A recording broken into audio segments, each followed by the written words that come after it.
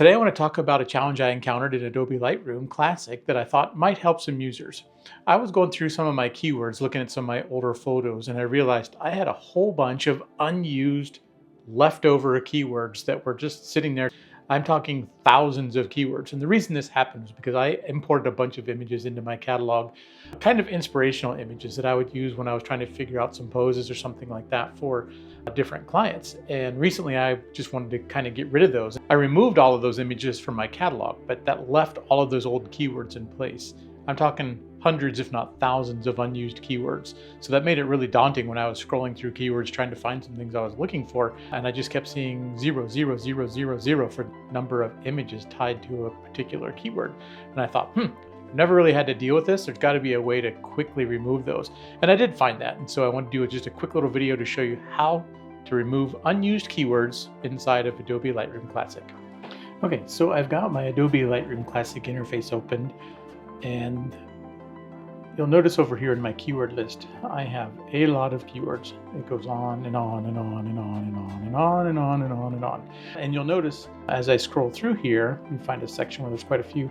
For example, right here, you'll notice I have 0, 0, 0, 0, 0, 0 listed for all of these different keywords. And the reason for that, like I said earlier, is I had imported a lot of images that I thought would be kind of inspirational from other photographers just for my own personal use to get some ideas. And I moved those out of my catalog, but that left behind all of these unused keywords. And that's probably thousands of keywords for me. So I wanted to figure out, okay, how can I get rid of all of those keywords? So before I do that, one of the things I wanted to do is I wanted to make sure I exported all of those keywords. So the way you do this is you would go up to the metadata window and you'll see an option to export keywords. And I'm going to choose the option to include keyword tag options. And that's just going to export this into a CSV file. So that can be opened up with Excel or Numbers or spreadsheet of your choice. I'm going to go ahead and just save that out to my desktop so I make sure I have that. So let's go ahead and save that.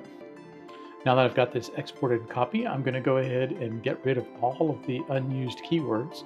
So the way you do that is you would click on metadata and you go to Purge Unused Keywords. And there you go. All of those unused keywords have been cleared out of my catalog. Okay, so I did some quick math. I didn't have as many keywords as I thought initially. I had 1,633 keywords initially, and after I did the purge, I ended up with 926 keywords. So that was a purge of 707 unused keywords. And I'll take that because that makes my list a lot simpler. So again, if you find yourself in a situation where you've got a bunch of unused Lightroom keywords, it's really easy to do to get rid of them. You just open up Lightroom, make sure you're in the library module, click on metadata and click Purge Unused Keywords. Something to note when you do this is you cannot undo this. So once you do this, those keywords will be purged. If you need to get them back, you would have to recover from a backup copy. So it might not be a bad idea to make a backup of the keywords and also make a backup of your database prior to running that command. Have you ever had to use the Purge Unused Keyword command? If so, I'd love to hear about it in the comments below. Just let me know if I'm the only one who really has unused keywords. If you found this useful, make sure you check out the playlist for my other Lightroom keyword tips. I really do think that Lightroom's keyword functionality probably could use some improvements, but overall it's a really powerful function and something I use quite regularly when I'm working in Lightroom. So, thanks for watching.